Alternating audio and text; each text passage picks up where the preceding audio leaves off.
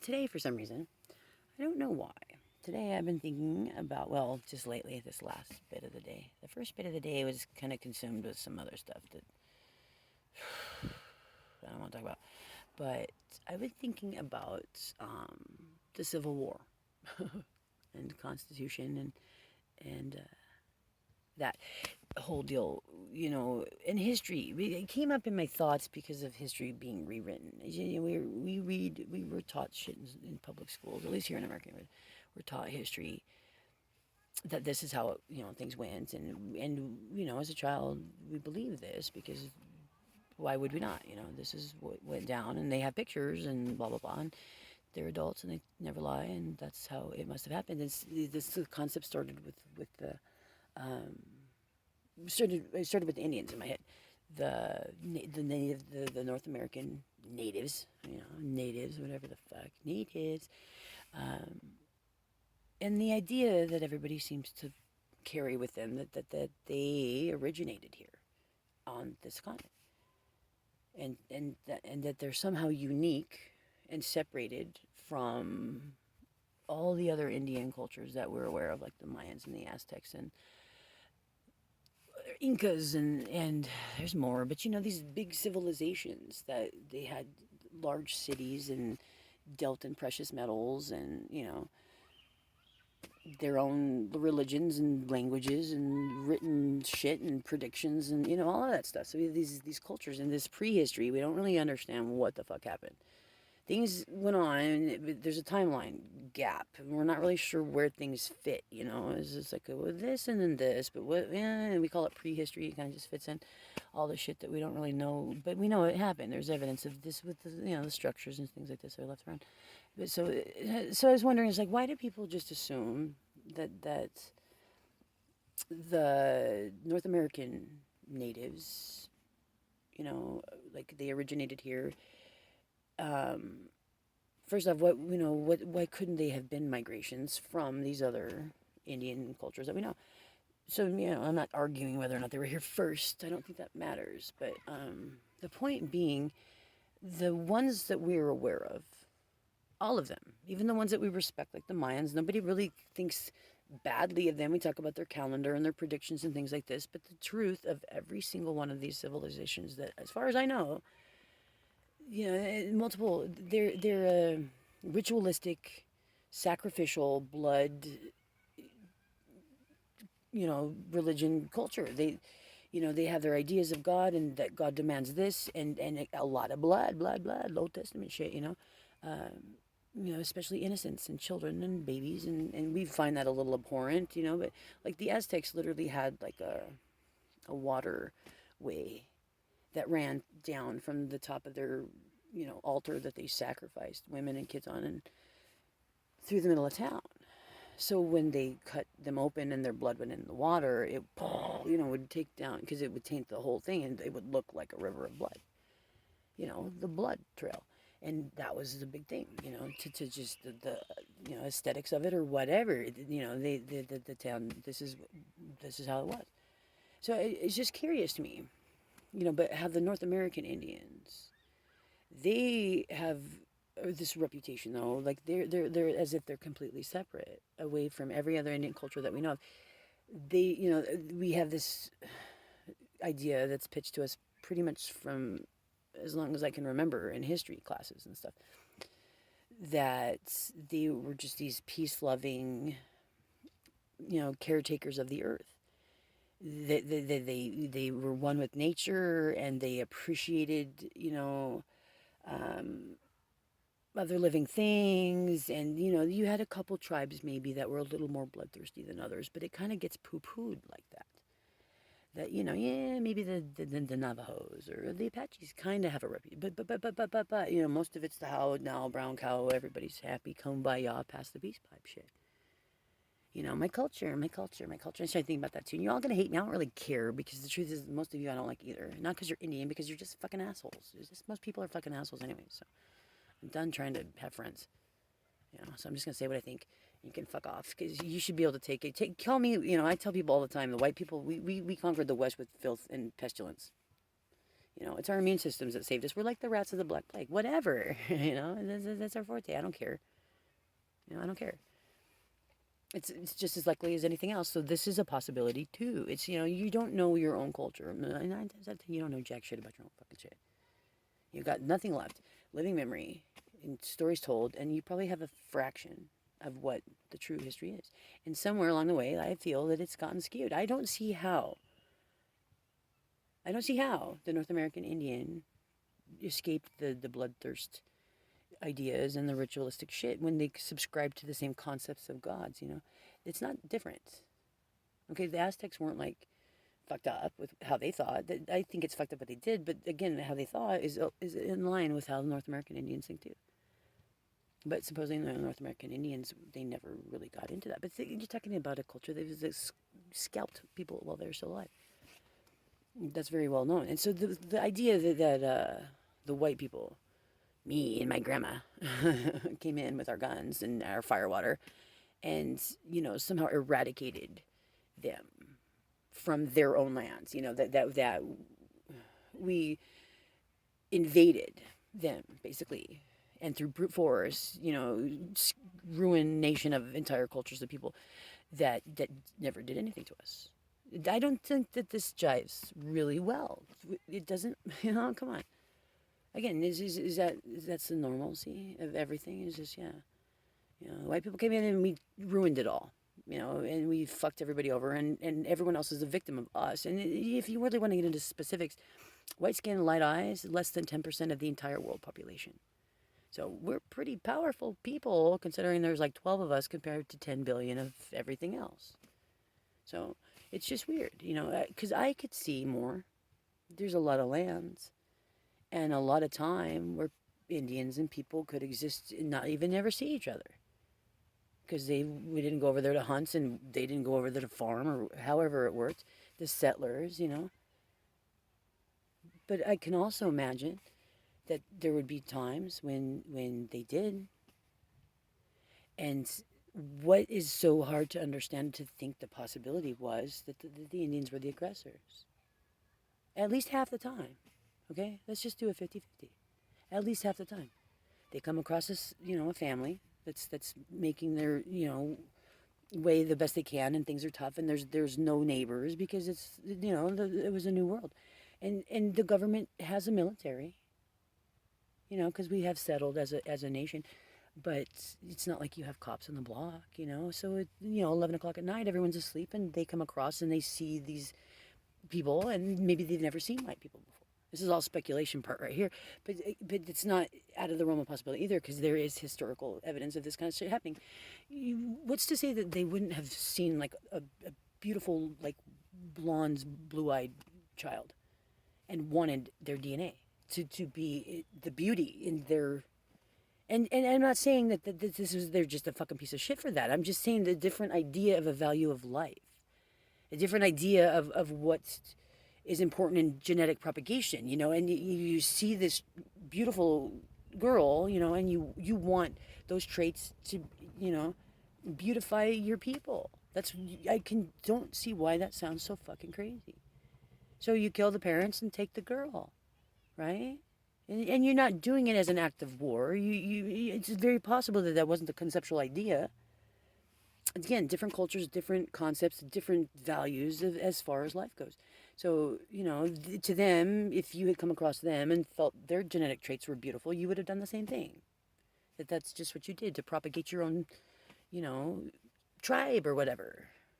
You know, you want the best traits. And that was beautiful. I'm just saying, does that sound crazy? I mean, does it really? That could never have happened. So just take a handful of episodes like that, right? So you have a miscommunication, obviously, but something tragic as well. People come across them, another family comes to visit them, whatever. The baby's gone, the bodies are there, and now you know these fucking Indians are sneaking around, killing them and stealing our babies, because that's what happened. Yeah, I'm not saying that was the intent behind the action, but that's how it would feel to the survivors or the people that found the bodies and the babies were gone or whatever. You know, so there you go. There you go. You have a, you know, this problem, right? That you're going to go to the government that's there with the military. These motherfuckers are hiding places. because we didn't see them anywhere. We didn't see them. We looked and looked and we didn't see them anywhere. But the babies are gone and their parents are dead. And that was my sister. And there's, only 4 of us left. And this was a bigger deal to people back then than it is even now. Think of Saving Private Ryan and all the trouble they went to save that one kid because he was the last one of his bloodline, right? So you can conceptually understand what I'm saying. That would be horrible to come across and find. And you certainly would want the problem fixed. And it doesn't mean, again, that you're animalistic people, that you think that they're dogs or anything like that. You're just going, these motherfuckers, man, you don't understand because you can't understand it because you wouldn't have done that to them. But they don't get that because they see things the way that they do. And they want to propagate the beauty, and that's all they really did in their head. And that's it. That's it. It wasn't some nefarious act. I'm not saying it was correct either way, one way or the other, but there's obviously something about a cultural difference that could have sparked a very big misunderstanding, to say the least. So now, again, you have people coming to the government. These fuckers, man. My sister, my daughter, my kids, they're gone, and the stories will roll. And you've got fear now being transmitted with ignorance, yeah. But the truth is it did happen. The babies got taken and the people got killed. They probably took their supplies too. Wouldn't that make sense? Take the whatever. But they didn't go in there with the intent, a raiding party. They didn't go in there with the intent to do that. They were just going to take all your shit because we're fucking assholes. And, that wasn't what they were thinking. Necessarily. I mean, maybe they were. Maybe some were. Again. But the idea that it was all the same. The idea that it was all the same is fucking stupid because each situation was unique and there was probably similarities, and yes, but there was reasons it was going on, and I don't believe it was always an outwardly attack of war. But this is what it turned into. You had enough scared American settlers. You had a government just starting. They didn't want to lose their people. One way or the other, death to the Indians or to them going back to England. So we got to do something. You start a military operation and start hunting down these people that stole these children to appease the public, because that's what our government, used to try to do. Sometimes they still try, but it's all fucked up. You see what I mean? So you have these parties, and yes, things went bad. Here in Spokane, you hear the story of Hangman Valley, and it sounds terrible. I don't know how it really went down, but I do believe there was a drive of them, that the people got shoved into a direction and slaughtered. That's very likely. And people that had nothing to do with anything, too, were killed. But that happens all the time in all kinds of situations. It really does. And so that's, there's the yeses and the nos and the middles. Okay, there's the yesterdays, todays, and the nows. The truth is somewhere in between all three. Is really what it is. But it gets rewritten and it gets redone, and everything changes, and it turns into a shit show. And then now we have the propagation of what I feel like is worse. Okay, we're getting rid of our history that we feel is embarrassing to us. And the reason we feel it's embarrassing to us is because it's been misconstrued. And even just in my time, I've watched it change, and I didn't live. We'll get into the slave ownership thing, okay? So I didn't, I hear something out there, it startles me every time. I didn't live back there. You're right, I wasn't there. But I know what information I've been given. I understand the concept of societies and people and everything else. And so the whole idea that's turned into this, the Civil War being about the freedom of the slaves.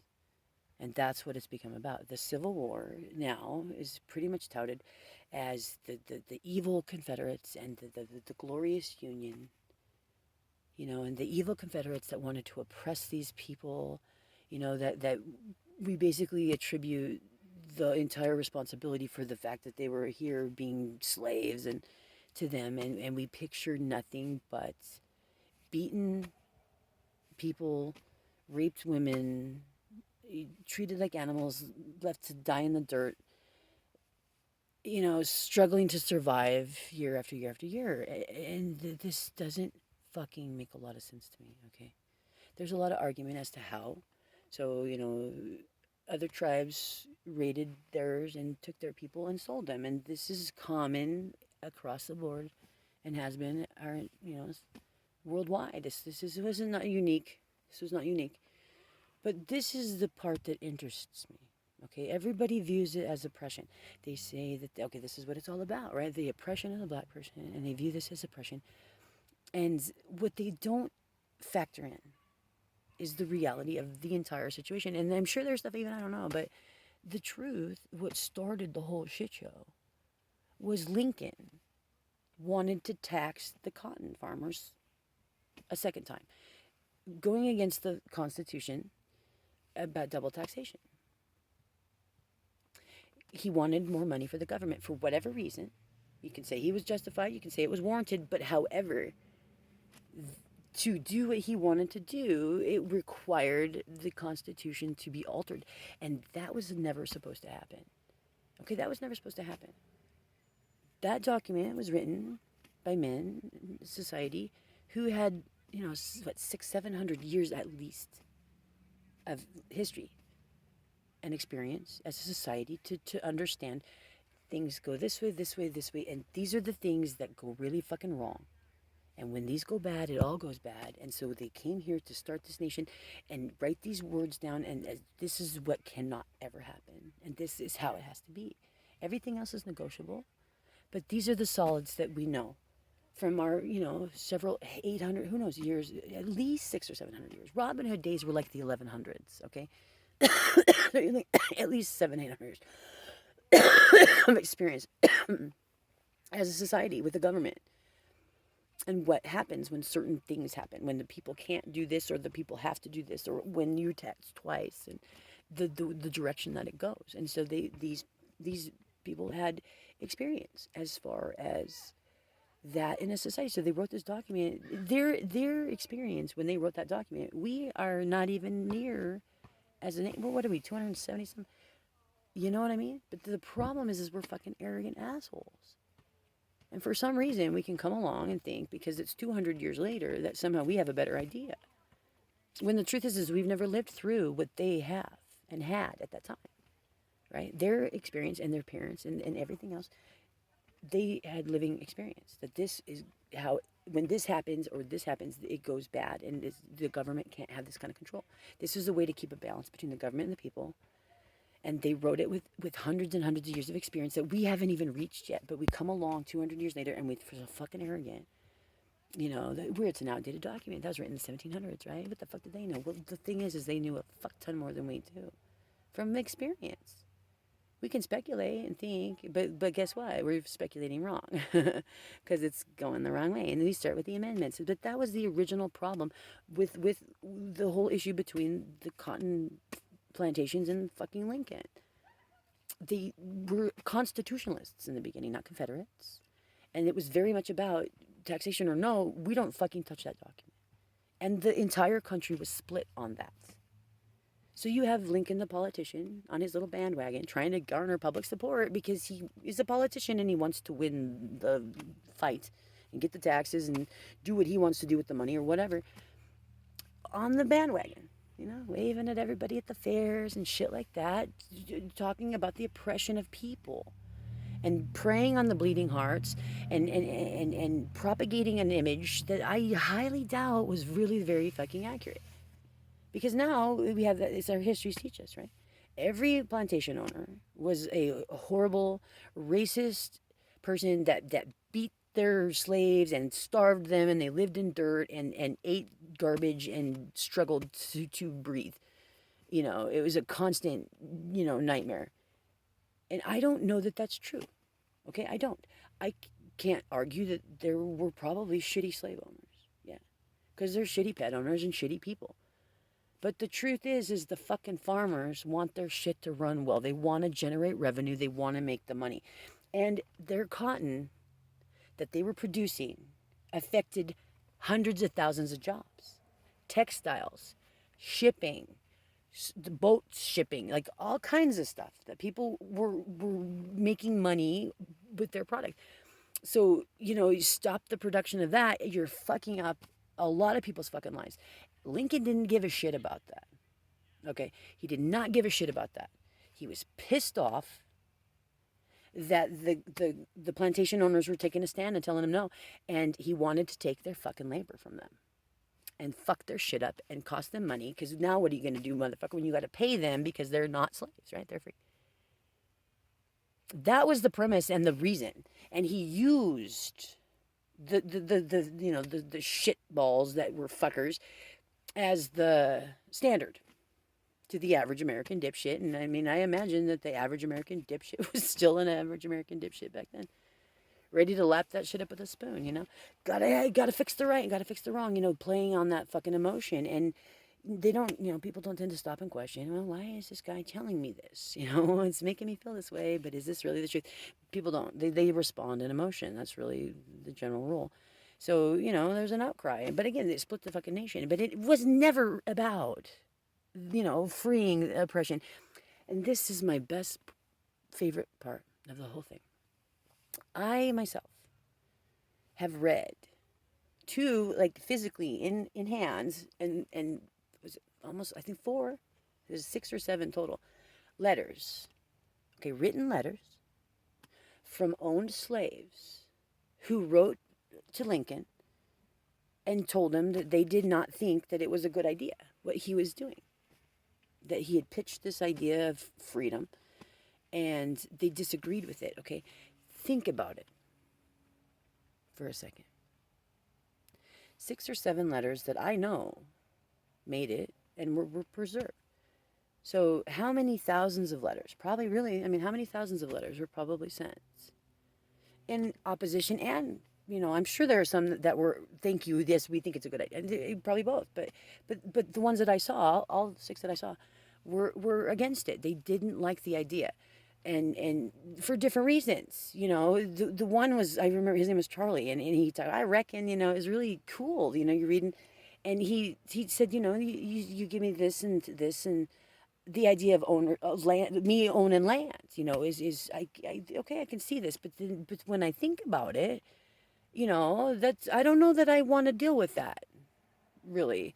There's a lot of complicated shit that goes along with owning land, and I have to go find it, and I have to stake it out, and I have to do all this stuff. And my family's here, and we make our money, and we live, or, you know, our food, or whatever, and we live here, and we're fine here.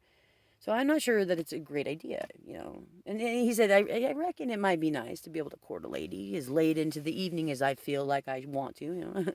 But it just, you know, the responsibilities that are coming with what you're saying, I like how things are.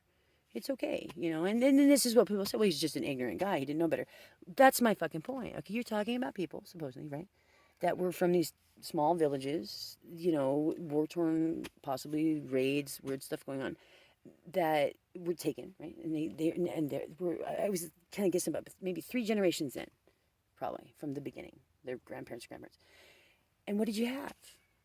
You had a massive amount of owned slaves who could write English. They spoke English.